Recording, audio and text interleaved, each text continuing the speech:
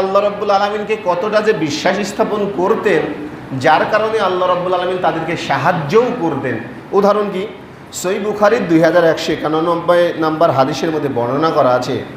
হাদিসটা বর্ণনা করছেন যে আবু হুরায়রা রাদিয়াল্লাহু তাআলা আনহু হতে বর্ণিত, রাসূল সাল্লাল্লাহু আলাইহি সাল্লাম বলেন যে বনি ইসরায়েলের এক লোক অপর লোকের কাছে 1000 দিনার ধার চাইল, তার কাছে কর্জ চাইল। তে ঋণদাতা সাক্ষী আনতে বললেন। গ্রহীতা বলল যে আল্লাহই আমার জন্য যথেষ্ট। তিনি বলছেন যে আল্লাহই আমার জন্য যথেষ্ট। তিনি সাক্ষী হিসাবে শুধুমাত্র আল্লাহর কথাই বললেন। ঋণদাতা বলল যে তুমি সত্যই বলেছো, যেহেতু আল্লাহ রাব্বুল আলামিন ছাড়া আমাদের তো কোনো সাক্ষী নেই। তো করলেন কি, তাকে নির্ধারিত সময়ের মধ্যে টাকাটা দিয়ে দিলেন। সে ব্যবসা বাণিজ্য করার জন্য অন্য জায়গায় যাবে। তো তিনি সমুদ্র পথে ওই ব্যক্তি যাত্রা করলেন। করার পরে যখন তার নির্দিষ্ট মেয়াদ পূর্ণ হয়ে গেল, ওই ব্যক্তি সমুদ্রের পাড়ে এসে নৌকা খুঁজছিলেন বা কিস্তি খুঁজছিলেন। তো ওই ব্যক্তি নৌকা কিছুই পেলেন না। তো তার মনে আছে যে আমার সাক্ষী হিসাবে শুধুমাত্র আল্লাহ রাব্বুল আলামিনই ছিল। তো এই ব্যক্তি করলেন কি, একটা কাঠের খণ্ড নিলেন এবং তার মাঝখানে ফুটো করে তার মধ্যে 1000 স্বর্ণ মুদ্রা রাখলেন এবং আল্লাহর নাম করে ওই স্বর্ণ মুদ্রা সমুদ্রে ভাসিয়ে দিলেন। এখন যেই ব্যক্তি তাকে ঋণটা দিয়েছিল, ওই ব্যক্তি নির্দিষ্ট সময়ের মধ্যে ওই সমুদ্রে পাড়িয়ে এসেছেন। আসার পরে চারিদিকে খোঁজ করে দেখছেন যে ব্যক্তি আসেনি। তখন তার দৃষ্টি পড়েছে যে কাঠের টুকরা ছিল তার উপরে। তো এই কাঠের টুকরাটা তিনি জ্বালানি হিসাবে ব্যবহার করার জন্য বাসায় নিয়ে গেলেন। নিয়ে যাওয়ার পরে ওই কাষ্ঠটা তিনি কুড়াল দিয়ে ফাটিয়ে ফেললেন। তার মধ্যে দেখছেন যে 1000 স্বর্ণ মুদ্রা আছে। আর ওই ব্যক্তির স্বর্ণ মুদ্রা আল্লাহর উপর ভরসা করে তার নামেই দিয়ে দিয়েছেন। এই দিকে এই ব্যক্তি কিছুদিন পরে এই সমুদ্রে তিনি জাহাজটা পেয়েছেন। পাওয়ার পরে জোরে জোরে তিনি চলে আসছেন 1000 স্বর্ণ মুদ্রা নিয়ে। কার কাছে? যার কাছ থেকে ঋণ নিয়েছিল। আসার পরে বলছে, ভাই আমি অনেক দুঃখিত, আমি আসার চেষ্টা করেছিলাম কিন্তু আমি আসতে পারিনি, আমি নৌকা পাইনি যার কারণে। তবে আল্লাহর নামে, আপনার নামে আমি সমুদ্রে 1000 স্বর্ণ মুদ্রা ভাসিয়ে দিয়েছিলাম।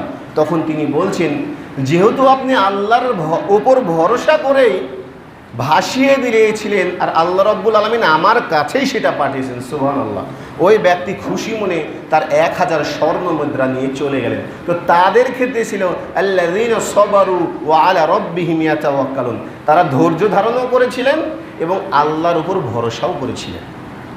তাই আমি আলোচনা করছিলাম যে আল্লাহর দয়া এবং ভরসা সম্পর্কে। দেখুন, যেই সম্পর্কে সহিহ মুসলিমের 27 নম্বর হাদিস, সুনানে আবু দাউদের 9270 নম্বর হাদিসের মধ্যে বর্ণনা করা আছে যে আবু হুরায়রা রাদিয়াল্লাহু তাআলা আনহু হতে বর্ণিত এবং আবু সাঈদ খুদরি রাদিয়াল্লাহু তাআলা আনহু হতে বর্ণিত, তাবুকের যুদ্ধের সময়ে সাহাবীরা খাদ্য সংকটে পড়লেন।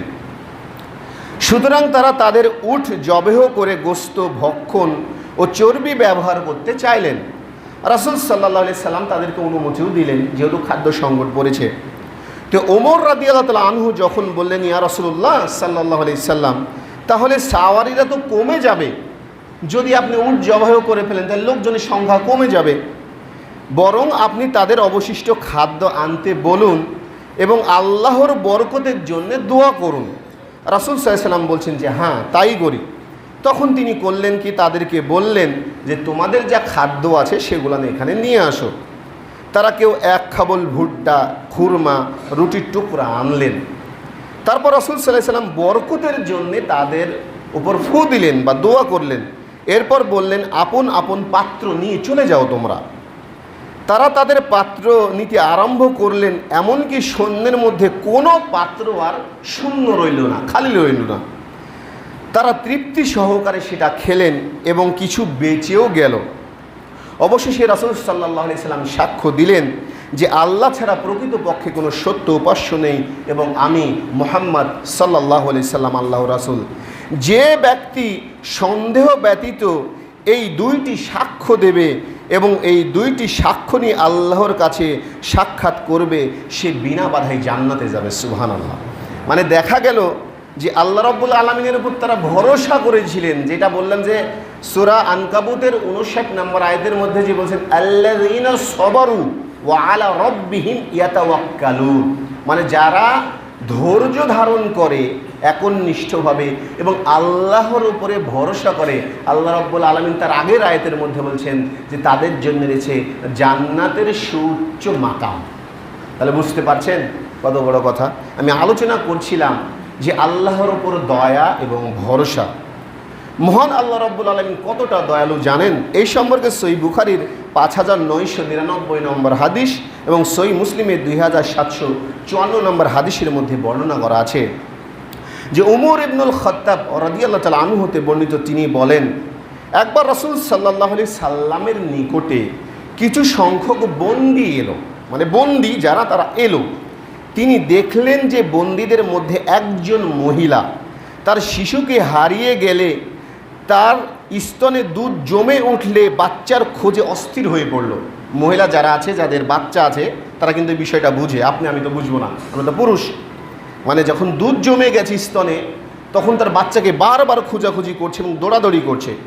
হঠাৎ বন্দীদের মধ্যে কোনো শিশুকে পেলে তাকে জড়িয়ে ধরে কুলে নিয়ে দুধ পান করাতে লাগলো। তারপর তার নিজের বাচ্চা পেয়ে গেলে তাকে বুকে পিঠে লাগিয়ে দুধ পান করাতে লাগলো। কিছুক্ষণ পর তার নিজের বাচ্চাকে পেয়েছে, তখন তাকে জড়িয়ে তাকে দুধ পান করাতে লাগলো, বুকে পিঠের সাথে লাগাচ্ছে। বাচ্চা হারিয়ে গেলে একটা মায়ের কেমন হয় বলুন? রাসূল সাল্লাল্লাহু আলাইহি সাল্লাম বললেন যে এই মহিলার দিকে আগে তাকাও, যে তোমরা কি মনে করো যে এই মহিলা কি তার সন্তান কি আগুনে ফেলতে পারে? মানে প্রশ্ন করছেন সাহাবীদেরকে যে তোমরা কি মনে করো যে এই মহিলা তার সন্তানকে আগুনে ফেলতে পারে? তা আমরা বললাম, ইয়া রাসূলুল্লাহ, না। তখন রাসূল সাল্লাল্লাহু আলাইহি ওয়াসাল্লাম আল্লাহর কসম, রাসূল সাল্লাল্লাহু আলাইহি ওয়াসাল্লাম বলছেন যে এই মহিলা তার সন্তানের উপর যত দয়ালু, আল্লাহ তার বান্দার উপর তার চাইতে অধিক দয়ালু। সুবহানাল্লাহ।